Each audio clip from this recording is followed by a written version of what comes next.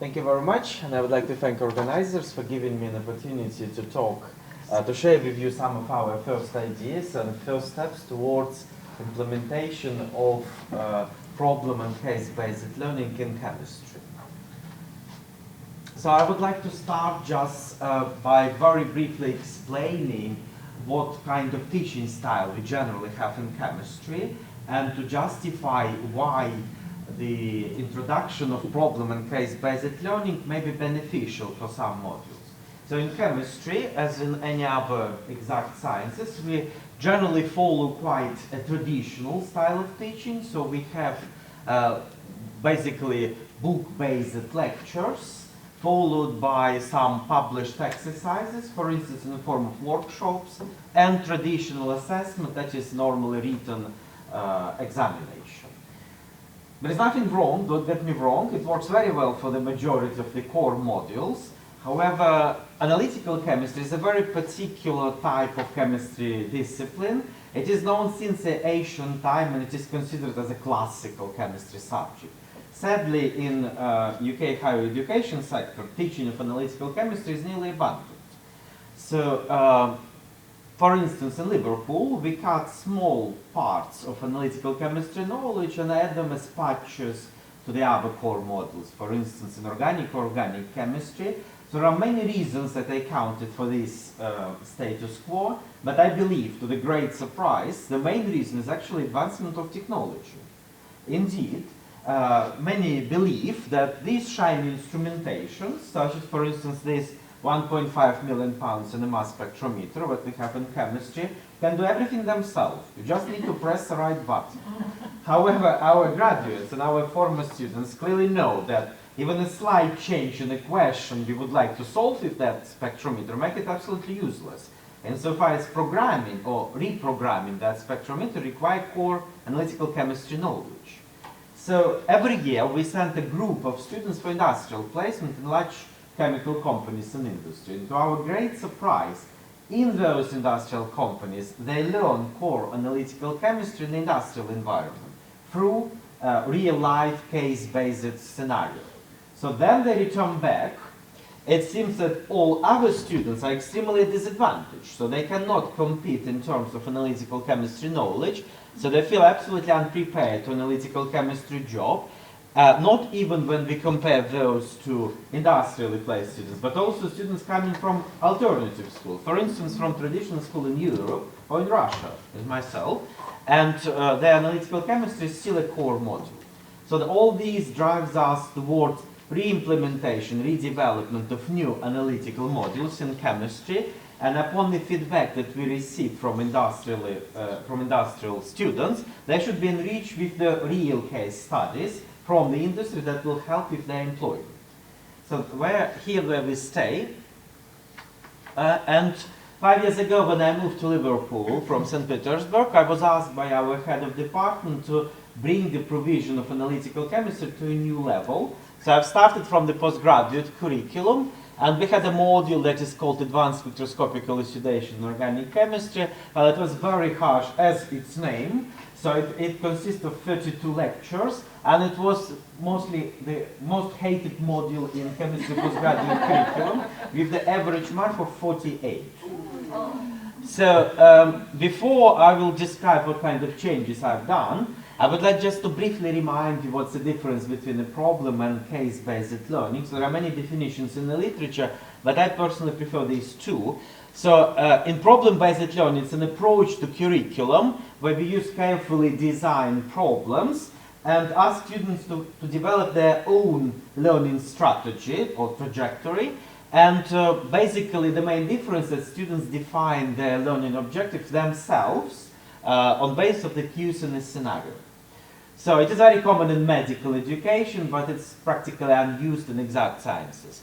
And the second one is case-based teaching. Basically, we give students solve cases. There should be real-life examples, for instance, from industry or from the academic research, and we try to develop their analytical thinking, as it was in the previous examples, a critical analysis of the examples, and we try to use those examples that are from industry or academic practice. So what I've decided to do in the new redeveloped module is to use a blended approach. I approached 20 research groups in our department, and I asked supervisors only 2 questions. What kind of technique would be useful, and what kind of example from your own research you can provide. So by using these examples, I combine them all together, and I replace the book-based example with those. So it allows also to improve student motivation, because they see the examples they can later face in their research in the lab. So the second thing what I added were initially case-based workshops. So again, I approached supervisors and asked them to provide one solved case from their academic practice. That is further developed into the problem-based learning, where I've given students, well, new problems that were not yet solved in their labs. And also I develop a set of practical sessions for each specific group of students from different research lines. So it worked really very well for postgraduate curriculum. So it's a very popular module, and we attract students also from medical research, from engineering school and School of Health and Life Sciences. But what's about undergraduate curriculum? Well, for undergraduate curriculum, naturally we have other challenges that I will explain in the next slide. But we also decided to translate our success in postgraduate module into the undergraduate studies.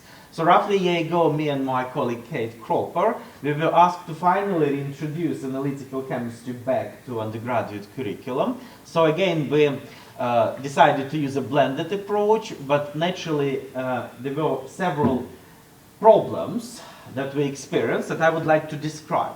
First of all, well, naturally for undergraduate students, the idea should be much simpler. So we need to cut the content and divide it in 2 modules, actually, as the original lectures, there are 15, they correspond to 15 credit modules, just too long for undergraduate students without previous knowledge. So then we also approached industrial companies and got quite a good number of examples and techniques that we would like to place in this module. So the most difficult was how to trial if this new model will work, as in chemistry we are very sensitive to new strategies and technique. So I found out that the best way of doing this is actually to ask undergraduate students to seed the module content with the postgraduate students. So I've selected a group of 4 undergraduate students from my lab, and I actually asked them to do the postgraduate module, the same content, the same assessment, and to my surprise, my undergraduate students performed much better than many PhD students. Probably I just got the best ones in my lab. So, and to trial work in small groups, the best way is to do it in the course of the undergraduate module. So I was allowed to organize groups of 4 students for them to work on case-based learning in the course of the standard organic chemistry lab, for instance. So the next problem is the workload. Again, as I mentioned, we need to cut a number of methods from the postgraduate module, so that's what we've done. And also the large problem is scalability of the work in small group. Well, as we know, we have very limited staff hours. So currently we have 48 students registered for our module, and it works well for 48, but if we will need to do it for more than 200, probably we'll need to look for alternative approach. Assessment, well, if we try to develop the critical thinking and analytical skills, well, it kind of suggests open book examination, that people don't memorize fact, but reflect on their finding, or at least case-based question that we will be doing. The second part of the assessment will come from the presentations in small groups, so that would be chaired by staff and then peer assessed by students. And the last but not the least point of this approach is actually how to attract students to your module. Well, it is not yet a core module, it is an optional one, so marketing of our new module is a very important task.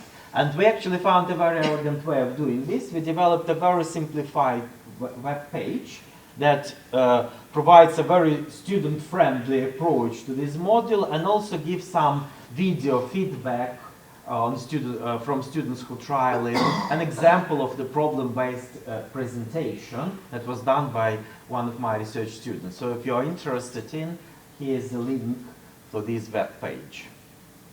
So just to summarize, This is our first step. Something works, something not yet, but we are very optimistic that we can successfully translate our postgraduate approach to the undergraduate studies.